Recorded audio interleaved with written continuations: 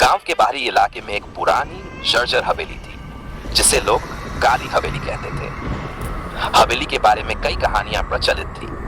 कुछ कहते थे कि वहां भूत रहते हैं, तो कुछ का मानना था कि हवेली में छिपा खजाना है, लेकिन किसी ने भी वहां जाने की हिम्मत नहीं की। एक दिन गांव के ही एक युवक अयान ने इस रहस्य को सुलझाने का फैसला किया।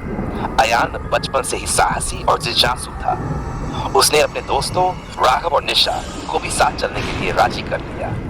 रात के समय तीनों ने टॉर्च और रस्सी लेकर हवेली की ओर कदम बढ़ाए। हवेली के पास पहुंचते ही ठंडी हवा का झोंका उनके रोंगटे खड़े कर गया। दरवाजा आधा खुला था और अंदर गुप्त अंधेरा था। जैसे ही वे अंदर दाखिल हुए, एक अजीब सी गंध और चुप्पी ने उन्हें घेर लिया। दीवारों पर धूल जमी थी और फर्श पर टूटे कांच के टुकड़े बिखरे हुए थे। हवेली के हर कोने में रहस्यमयी चित्र और अजीब निशान बने हुए थे। अचानक एक कमरे से हल्की रोशनी आती दिखाई दी। तीनों ने धीरे धीरे उस कमरे की ओर कदम बढ़ाए। कमरे में पहुंचने पर उन्होंने देखा कि वहां एक पुरानी किताब और मोमबत्ती जल रही थी। निशा ने किताब उठाई और देखा कि उसमें अजीब अजीब भाषा में कुछ लिखा हुआ था। तभी पीछे से एक धीमी आवाज आई, तुम यहाँ क्या कर रहे हो? तीनों ने मुड़कर देखा तो एक बूढ़ा आदमी खड़ा था। उसकी आंखें लाल थीं और चेहरा डरावना।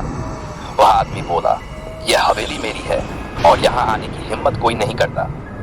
अयान ने साहस दिखाते हुए पूछा, आप यहाँ क्यों रहते हैं? इस हवेली का रहस्य क्या है? बूढ़ा आदमी हंसा और बोला, यह हवेली एक राज छिपाए हुए है, लेकिन इसे जानने की कीमत चुकानी पड़ती है। फिर उसने हवेली के तहखाने की ओर इशारा किया। तीनों ने तहखाने में जाने का फैसला किया। तहखाने में एक बड़ा संदूक रखा था। जैसे ही उन्होंने संदूक खोला, उसमें से तेज रोशनी निकली। उसमें सोने और गहनों का ढेर था। लेकिन तभी हवेली कांपने लगी और बूढ़ा आदमी गायब हो गया। डर के मारे तीनों ने वहां से भागने की कोशिश की, लेकिन दरवाजे अपने आप बंद हो गए। तभी निशा ने किताब में लिखे कुछ शब्द पढ़े और दरवाजे खुल गए। तीनों ने वहां से भागकर अपनी जान बचाई। हवेली से निकलने के बाद उन्होंने तय किया कि इस राज को किसी से नहीं बताएंगे।